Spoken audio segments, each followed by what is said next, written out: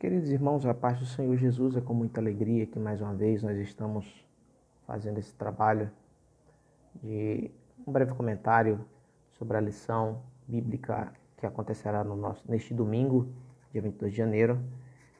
E a lição deste domingo ela tratará sobre o tema Ministério Avivado, mas desta feita da pessoa de Jesus Cristo de Nazaré.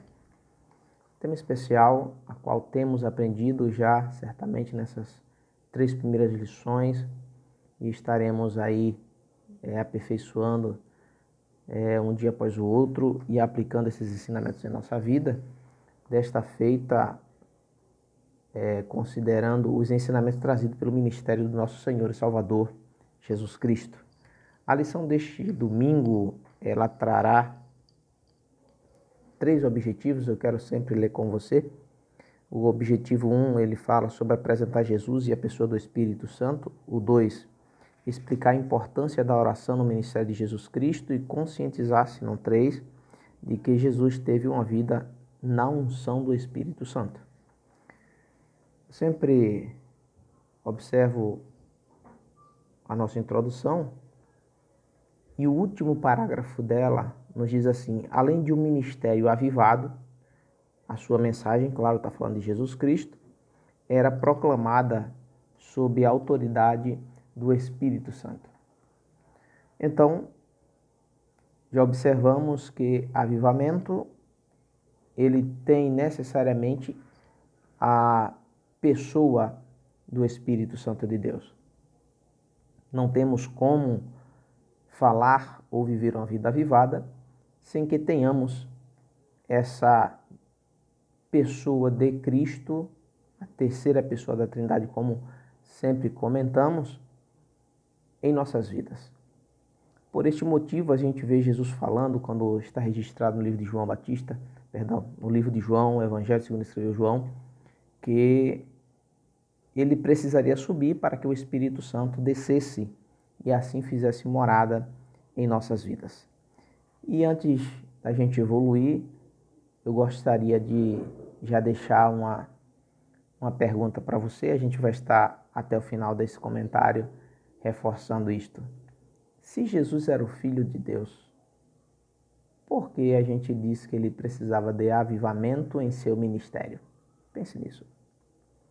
Observe aqui, voltando para o tema 1, Jesus e a pessoa do Espírito Santo. O nosso objetivo nesse tema é apresentar Jesus e esta pessoa, né? E na lição, nessa primeira parte da lição, ela vai estar apresentando em 3 momentos na vida do Senhor Jesus Cristo esse Espírito Santo. Em seu nascimento, no batismo e na tentação. No nascimento, a lição já nos mostra aquele primeiro contato aonde o anjo Gabriel apresenta a notícia a Maria. Embora, irmãos, Jesus ele tenha se encarnado, nascido de mulher, mas a sua concepção, ela não foi natural como a concepção do homem, né? Aonde existe necessariamente um relacionamento, um ato sexual para que daí produza, né, o ovo, os óvulos que vêm, que é ovo, que se aloja no endométrio, que a mulher ela passa a gerar em seu ventre. Não, Jesus ele não teve essa concepção. Eu abro aqui um parêntese claro, porque você pode estar vendo esse vídeo e dizer, mas já existe a fecundação in vitro, né? Já existe esse tipo de mecanismo científico que não necessariamente precisa-se do relacionamento sexual, é verdade. Mas nós estamos falando aqui na condição natural do homem, tá bom? Então, este nascimento de Jesus, ele foi diferente. Essa concepção foi diferente. O nascimento não, perdão, a concepção foi diferente. Porque se ele tivesse nascido, embora de mulher, mas de um relacionamento natural, de um casal, relacionamento conjugal, ele teria a nossa própria natureza, né? E ele nasceria com a mancha do pecado que existe na humanidade. Jesus, embora ele tenha se desenvolvido no ventre de Maria, mas ele foi fecundado, ele foi alojado ali no seu ventre, no seu endométrio, por obra e graça do Espírito Santo. Então, esta natureza diferencia a própria natureza de Cristo na qualidade de homem mais filho de Deus e nós, né? Então, desde o seu nascimento, o Espírito Santo, ele já se fazia presente na vida de Jesus. No seu batismo, aqui no item B da parte 1, você já vê a lição apresentando aquele momento a qual o Espírito Santo, na forma de pomba, ele se apresenta ali no momento do batismo de João Batista, lá no Rio Jordão, Jesus e ele ali naquele momento, né? Então, naquele momento, irmãos, o Espírito do Senhor, ele se materializa, como até uma expressão utilizada pelo comentarista, ele se materializa e se apresenta e é visível, né? E Deus, ele fala que aquele era o seu filho amado, a qual ele se compraz, né? Ou se comprazia. Então, irmãos, foi um outro momento na vida de Cristo, a qual o Espírito Santo ele se apresenta. Claro que nós estamos listando aqui apenas os que estão expressos em nossa lição. E na tentação, né, Jesus ele foi conduzido ao deserto, ele foi levado ao deserto pelo Espírito Santo, como fala a nossa lição. Depois do batismo, Jesus foi conduzido pelo Espírito Santo ao deserto para ser tentado pelo diabo. Então, o Espírito Santo se fez presente no seu nascimento, se fez presente no seu batismo, se fez presente no início do seu ministério e sim, durante todo o seu ministério. No item 2, que vai falar exatamente sobre esse ministério, eu grifei aqui algo e eu quero ler para você que está na nossa lição, que diz assim: só para explicar, quebrantados do coração são aqueles que têm um coração humilde, uma disposição para submeterem-se à vontade de Deus. Esta era uma característica inerente à pessoa de Jesus Cristo. Ele mesmo disse que veio à terra para fazer a vontade do Pai. Então, ele, consciente disso, por diversas vezes, e a gente pode relatar algumas, ele, por exemplo, falou que o seu reino não era da terra. Então, uma pessoa avivada, que tem o Espírito Santo já em sua vida, ele não deve se embaraçar com as coisas dessa terra. Porque o Espírito Santo que está nele não é desta terra. Ele não tem interesse em permanecer nessa terra. Então ele não vai se embaraçar com as coisas dessa terra. Irmãos, nós estamos sujeitos. Sim, estamos. É fato. Mas nós não somos obrigados. Está aí uma diferença muito grande. Estar sujeito é uma coisa, ser obrigado é uma outra coisa totalmente diferente. Então, Jesus ele nos prova que aquele que tem o Espírito Santo em sua vida pode se desvencilhar destas coisas maléficas, espiritualmente falando. E é este Espírito que nos constrange, né? É este Espírito que nos direciona. É ele, porque o próprio Jesus falou, está escrito no Evangelho segundo João, que ele é o caminho, ele é a verdade, ele é a vida. Então o Espírito Santo nos conduzirá, claro, a este caminho. E este caminho, ele é contramão do que o mundo nos oferece. Então, essa presença do Espírito Santo em Jesus nos ensinou de uma forma prática esta verdade, esta nova vida na pessoa de Jesus Cristo de Nazaré.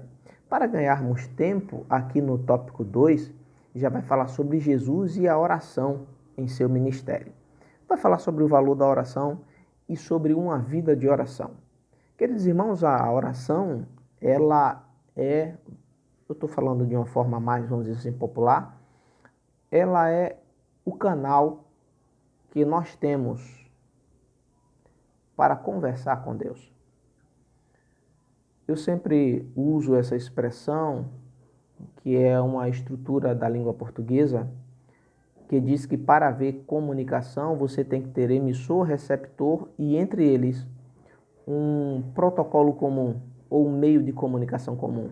Em outras palavras, quem fala tem que falar a língua daquele que escuta, ou aquele que escuta tem que entender aquele que está falando. Se não houver essa verdade no meio da comunicação, não existirá comunicação, vai ser truncada. Você imaginou você falar com uma pessoa de língua japonesa, chinesa, você vai estar falando com ele vai estar falando com você. Vocês compreenderão alguma coisa se você não conhecer aquela linguagem? Não, você não vai conhecer, você não vai conseguir entender. Então não houve comunicação, houve ruído, né? Mas comunicação não. Então esta oração, ela viabiliza, ela abre as portas para que você e eu, nós, tenhamos essa comunicação com Deus. A vida de oração, ela é extremamente importante para aqueles que têm em sua vida o caminho que leva ao céu. Esta vida de oração, ela nos aproxima, e eu acho muito pertinente esse contexto, porque quando a gente fala de aproximar, quando a gente fala de ter intimidade com Deus, a gente está falando de algo muito mais profundo, né? Para mim ter intimidade com você, eu preciso te conhecer, eu preciso ter acesso a você, você precisa ter acesso a mim. Precisamos ter na prática esta vida de comunhão. É esta vida de comunicação, de comunhão que nos trará, entre mim e você, a nossa intimidade, né? Então você vai ter mais acesso à minha pessoa, você vai ter mais facilidade para falar e vice-versa, eu a você, e assim podemos aplicar. Esta mesma conjuntura é aquela que nos aproxima de Deus. E este canal é a oração. O crente que ora, o crente que tem uma vida, vamos dizer assim, rotineira de oração, de comunhão com Deus, você tem assunto para tratar. Muitas vezes você diz que se ajoelha, não consegue orar porque não sabe o que orar. Normal. O que você precisa é ter intimidade com Deus. A partir do momento que você tiver intimidade com Deus, você vai ter o que comunicar com Ele. Imagine você chegar diante de uma pessoa estranha, você não vai saber o que falar, você não tem nada para conversar com a pessoa. Como é que você vai fazer isso para com Deus, se você não tem essa vida de oração? Então esse ministério de Jesus, ele concedeu a ele essa comunhão com o Pai, e essa comunhão trouxe para ele os benefícios. Claro que ele era o Filho de Deus, mas ele estava nessa terra sujeito a todas as situações que nós estamos sujeitos. O escritor aos Hebreus, ele fala da importância disso, dizendo que Jesus foi o único que não pecou. Mas se ele não tem essa comunhão, se ele não tem essa diretiva em sua vida, não tenha dúvida, na qualidade de homem, que ele também era, sua humanidade, ele poderia ter cometido, né, um erro, vamos dizer assim, que graças a Deus, por ser filho de Deus, não cometeu. Mas a oração para nós hoje é o que nos fortalece para se desvencilharmos disso. A Bíblia diz que nós devemos se chegar a Deus, que nós devemos fugir da aparência do mal. E como nós conseguiremos fazer isso se nós não tivermos essa comunhão? Como eu me chegarei a Deus se eu não tenho esta vida com o mínimo de oração? Como me desvencilharei do mal se, infelizmente, eu não tenho essa comunhão para que eu tenha esse norte da parte de Deus para a minha vida? Eu não vou conseguir. Sozinho eu não consigo. Então, irmãos, essa vida de oração, ela trouxe benefícios que hoje nos dão uma referência, que nos orientam, que nos norteiam. E uma vida de unção do Espírito Santo, que já aponta para nós, na qualidade de obreiros, na vida do crente. Esta unção, esta comunhão, ela será o resultado desta vida de oração. Eu quero tornar a primeira pergunta que eu fiz no início desse vídeo. Mas se Jesus era o Filho de Deus, por que o ministério avivado? Ele era o Filho de Deus. Queridos irmãos, o ministério, à luz da Bíblia, é serviço. E é esse ministério avivado que nós precisamos ter. E quem vai nos ajudar? É esta comunhão. Prestar um bom serviço para Deus aqui nesta terra. Precisamos ser conscientes que Deus nos deixou com esta responsabilidade. Deus, ele confiou sobre os nossos ombros esta responsabilidade. E eu e você assumimos este compromisso. Então, eu preciso deste ministério avivado que Jesus me ensinou, para que este ministério avivado preste um bom serviço para Cristo nesta terra. Porque ministério é serviço.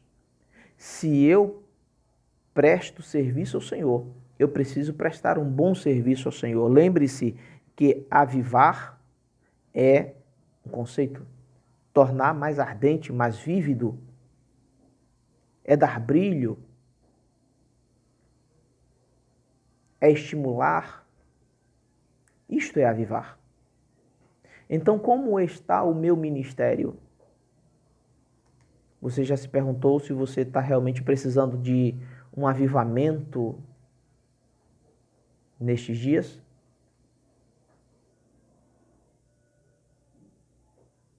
Observe. A lição de hoje vai falar, deste domingo, falará sobre o ministério avivado de Jesus Cristo. Embora ele, na qualidade de Filho de Deus, ele precisou deixar este ensinamento para nós. Prestando um bom serviço. Tenha seu ministério avivado. Deixa Deus te ajudar. Abre esse canal de comunicação com Deus. Lembra o que está escrito no Evangelho segundo escreveu Mateus? Tudo o que você ligar na terra será ligado no céu. Deixa o Senhor te ajudar. Deixa Ele guiar os teus passos. E não tenha dúvida que o teu ministério, semelhante ao ministério de Cristo, será tão avivado. Ou seja, o teu serviço prestado para as causas do Senhor nesta terra será tão valoroso quanto o prestado por todos que serviram a Deus ao longo da história, desde claro, da base, da referência, que é o Senhor Jesus Cristo de Nazaré. Deus continue te abençoando, te fortalecendo, te enchendo cada vez mais da sua graça, para que esse ministério que Deus te confiou, ele venha se desenvolver através da tua vida, abençoar aqueles que precisam, e o nome do Senhor, através de você, será glorificado em nome de Jesus. Amém.